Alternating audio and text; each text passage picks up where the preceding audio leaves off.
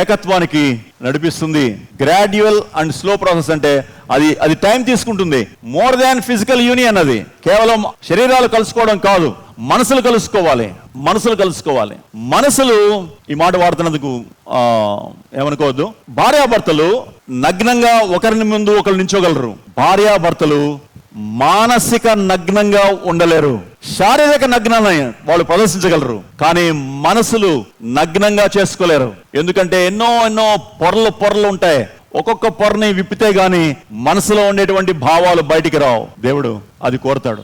ఆదాము హవ్వలు దిగంబరులుగా ఉండిరి, వారు సిగ్గు ఎరుగక ఉండిరి. అంటే అర్థం ఏంటంటే వాళ్ళు దాచుకోవడానికి వాళ్ళ దగ్గర ఏమీ లేదు.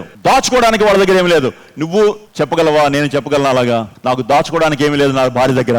అంతా ట్రాన్స్పరెంట్. నా జీవితాన్ని చదువుకోవచ్చు, నా జీవితం అంతా తెలుసు ఆమెకు. సెల్ ఫోన్ ఇవ్వడానికి ఇష్టపడతారా? నో.